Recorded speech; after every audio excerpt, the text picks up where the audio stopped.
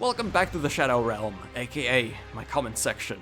So I was curious to see more of what the community thinks of Shadow of the Erdtree, as well as respond to some of the comments in my award-winning videos, and also look at what other YouTubers have said. I think the most obvious, widely accepted opinion on this DLC is that it's a DLC, and it's made by FromSoft, but also that it's amazing. Seen lots of 10 out of 10s, many saying it's their favorite DLC, not just from FromSoft, but also just in general, of all time. I even got flack for having put the Old Hunters ahead of it in my DLC ranking, and we're talking about the Old Hunters here. Everyone loves it. I do still stand by that ranking, and contrary to what some think, I don't believe it's nostalgia or anything like that. And that's partially because I think the Old Hunters is much more impactful to the whole of Bloodborne, while Shadow of the Erdtree is just adding more quantity to Elden Ring, which never lacked it to begin with. It's weirdly the only DLC that doesn't feel much better than the base game, but I agree with Ivan here that it might just be a testament to how good the base game was and that there wasn't much to improve when it comes to boss design without changing the gameplay. Malenia, Godfrey, Morgoth, those bosses are about as far as you can go with this combat system. But we're gonna talk more about the boss design a bit later. I do think the flatness of the open world in the base game was a problem, and that's the one thing they outdid in the Shadow Realm, although the exploration and the open world itself are a debated subject. Huge areas like the Abyssal Woods, Cerulean Coast, Finger Ruins, and even Jagged Peak hardly had anything in them. Beautiful areas, but extremely empty. The emptiness is true, and in some of the mentioned examples, even when there is something, it's usually not worthwhile. Wow! Another Falling Star Beast! What a blast from the past! I would say that the upside of all of them is what they eventually lead you to. Abyssal Woods, not great on its own, but it eventually leads you to Midra. Cerulean Coast, beautiful on the eyes, not plentiful in content, but was a memorable moment finding the fissure depths and ending that journey with Putrescent Knight and fighting Saint Trina. Finger Ruins eventually leads you to Metair, Jagged Peak leads you to Bale, and so on. They're good build-up, but they're not good gameplay. But if it wasn't for Jagged Peak and you just fought Bale in a random field, that wouldn't be anywhere near as satisfying as scaling the Stormy Mountain, nor would it be as haunting to find the Lord of Frenzied Flame in a random village somewhere in the Graveside Plains. Sure, I'd rather these areas had better content in them to make the journey as great as the destination, but it's better this way than if there wasn't any of that journey at all and it was all condensed. I would echo Rowan here that the design itself, the layered verticality, and the way it often closed off huge chunks of the map behind secrets was really interesting and fun to figure out. And I personally think the Scadutree fragments added a lot to it. Yeah, by the way, I used to keep saying Scadu, but that's apparently wrong. There are some differing opinions on the Skibidi fragments, most infamously the one given by DEMODCRACY, the person that I am a clone of, apparently. I might have to break down this whole video, there is so much to unpack here, and it's mind-boggling. In my award-winning video, Elden Ring bosses are an unbalanced disappointment. I'm in so much fucking pain, I can't fucking stand it! I like DMod, but oh my god, what were you thinking, dude? Oh no. How poorly this system is communicated, but player understanding is vital to get them to engage in a new system. Why is the Shadow Fragment system a failure? If the player base doesn't understand their importance organically, that is on the developers. It's their job to emphasize how crucial they are in a digestible way through gameplay, not nudges from the Bandai Namco Twitter or Steam announcements telling players to count their blessings. Okay, I honestly don't know how they could have made it more clear. The moment you find your first fragment, you get a pop-up message that pauses the game and explains that it increases your damage and defense. If you somehow didn't read it, you can just look at the item in your inventory to see the same explanation. And then, upon sitting down by a grace, you get another pop-up message, once again explaining its importance. At a certain point, it's no longer on the developer for the player's lack of understanding, and it's instead on the player. This is, unironically, a skull issue.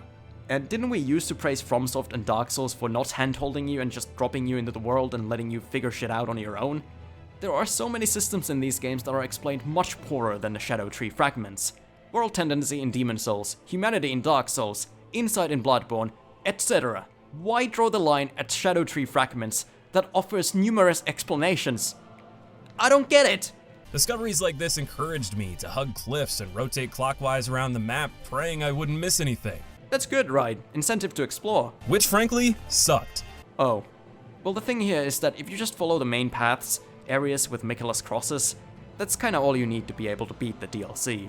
The rest is just extras, bonus stuff for the explorers. I do agree that they could have added a little more Scadutree fragments beyond what is necessary to get the highest upgrade, but I don't think it matters much. None of my characters have gotten past level 18, I don't care about getting up to the maximum of 20. It doesn't matter. And personally, I think Scadutree fragments are great. The thing about the base game people love is that once you encounter an obstacle you feel is insurmountable, you can go and explore and come back when you're stronger. You would not be able to do that in endgame content where leveling up doesn't matter much anymore for its diminishing returns. Scadutree fragments, however, allow you to come back to any boss with absolutely dominating power, if you so desire. I see this as the base game's philosophy being translated to the DLC in a successful manner. It's okay if you don't like it, but you're gonna need a better justification for calling it bad design than being illiterate. Now, if you thought the Scadutree fragments were a source of silly debates, wait until you see the discussion on the bosses. I feel this is the same kind of situation as during the launch of Elden Ring, when people like Joseph Anderson, DEMODCRACY, and other Souls YouTubers made essays about bosses having too many combos and not enough openings. While casual players, and even fucking game journalists, were mostly loving it. Why is it that it's these Souls veterans that are upset about the increased challenge? Well, I offered one possible explanation in my top 10 boss rosters video. Or you might feel like you've become so good at the Souls formula bosses that it's a point of pride for you, and you feel entitled that you know best how they should be designed. You've become so comfortable at being good that something that actually challenges you and makes you play differently is outrageous. Elden Ring fights looking like Dark Souls 3 bosses, but operating unlike them, just fucked with people's brains and expectations. You think you deserve an easy hit on the boss once you've pressed dodge at the right time, positioning be damned. How dare the boss cancel the stagger animation? Does she know who I am?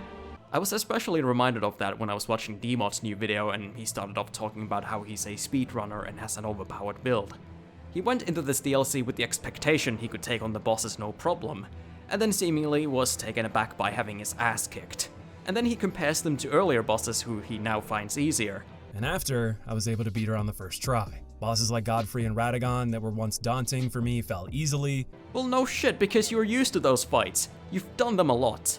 2 years from now, your woes with these new bosses will be a distant memory as well. Before I start breaking these fights down, I think it's important to address the two extreme viewpoints I often see. On one side you have people who fight a boss and don't understand how it works, play poorly and blame the game for it and act as if they're speaking about objective facts.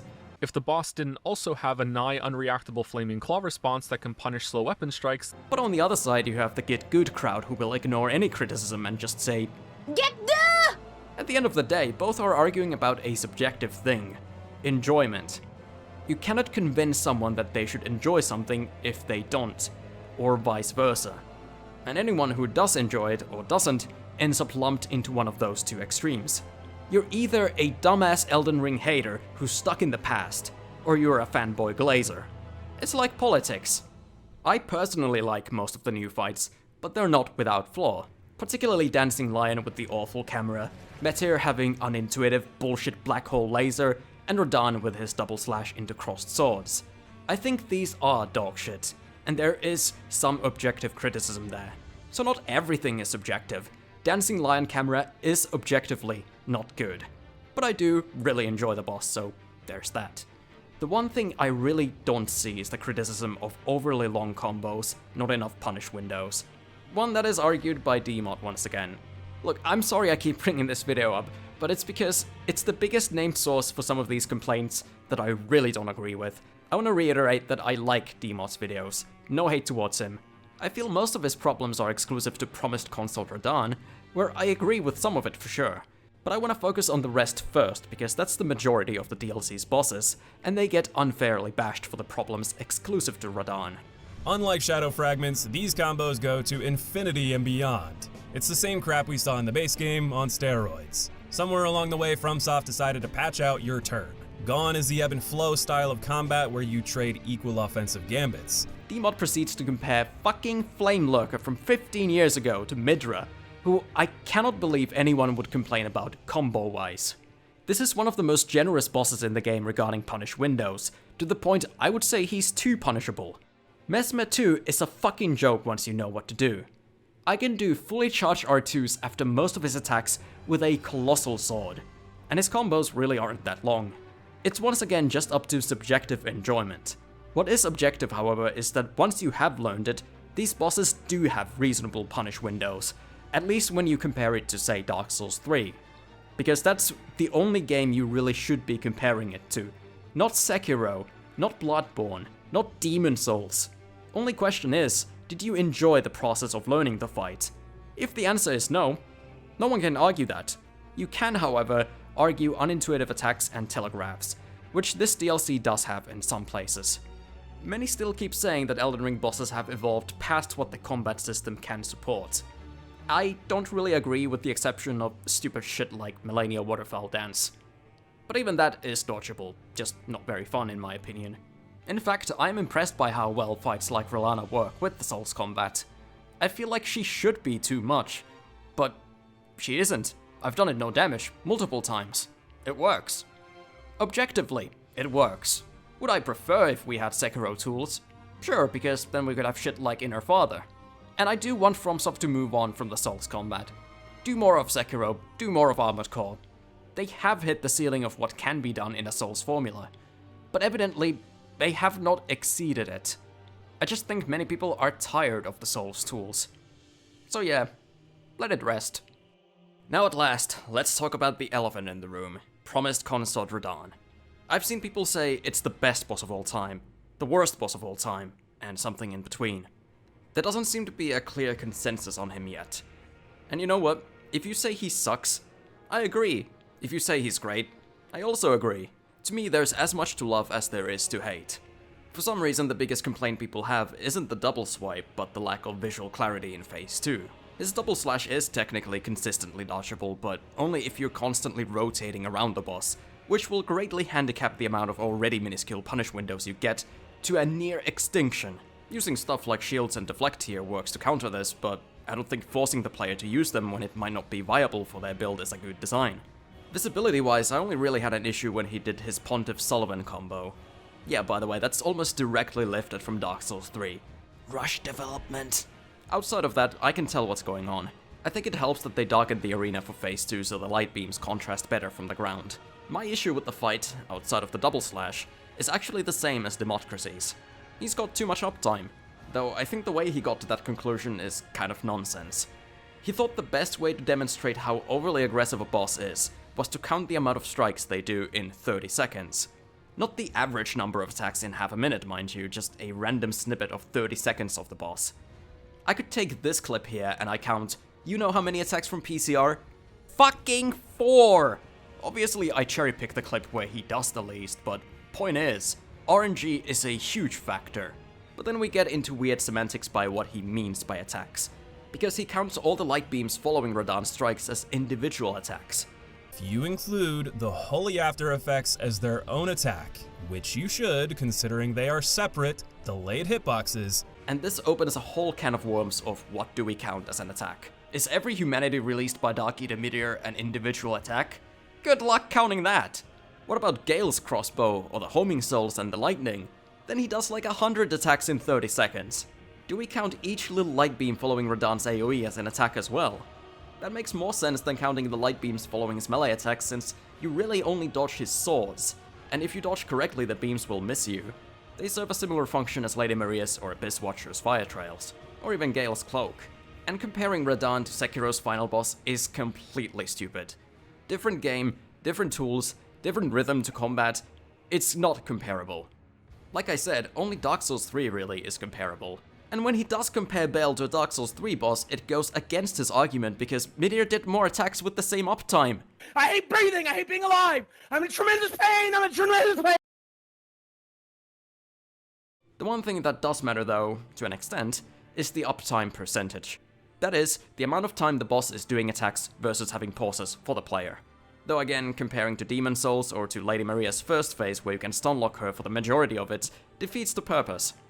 As does RNG, because if I pick 30 seconds where Meteor is doing his double rampage move, then that one attack is pretty much all of the 30 seconds, with 100% uptime.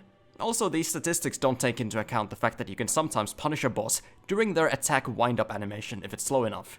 But the ultimate point that DEMODCRACY is trying to make is that Radahn has insane uptime.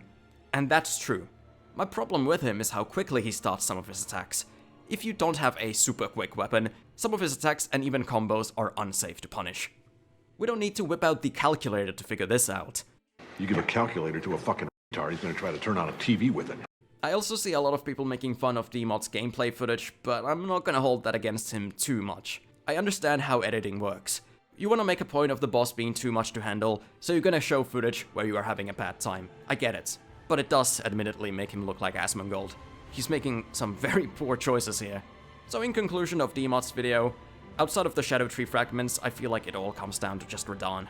This is the one boss that feels like a victim of rushed development, but when you have incredible fair fights like Mesmer, Bale, Relana, Midra, I don't think it's fair to say that there's a huge decline in FromSoft's boss design. This is why I always replay fights a dozen times at the very least before doing a video, because you cannot make an in-depth analysis after a single experience. You're gonna talk out of your ass. And I don't want to come across as Elden Ring's stalwart defender here. There is a right way to make critiques. Like for example, I watched some of Jester of Juice's Shadow of the Erdtree critique, and from what I saw, he made fair points, argued his case, and didn't use false information. He knew what he was talking about. I ultimately disagree with his end conclusion, but I can see how he got there. That's a good video.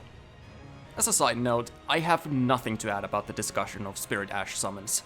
I never use them, I don't like them, and I don't really think the bosses are designed for them considering how much they fuck up the boss's tracking. I don't think big AoEs is conclusive proof that that's what they're designed for. The fights work better in solo, with the exception of gank fights. Contrary to finding issue with the amount of combos and whatnot, myself and some others have noted the lack of complexity in many of the main fights, outside of Mesmer and Relana. Devil Hunter says, people say while Shadow of the Erdtree did worse than base game in terms of mix-ups and combo variations, the overall complexity is still pretty high, comparable to even base game complexity, because the attacks and combos themselves are more complex to avoid. I want to know your opinion on that. I think that's true. Romina and Meteor especially have tricky moves to avoid, even if their AI isn't impressive otherwise. Personally, I always love fights like Morgott and Relana the most, where the boss can adjust to your position in relation to the boss, extend combos in certain circumstances, mix up their attack patterns, stuff like that. Because you will eventually learn exactly how to dodge all of Romina's trickier moves, and then that complexity will be gone. Whereas Relana will always keep me guessing, and yet never have a scenario where I could not have avoided taking damage. That's what I enjoy.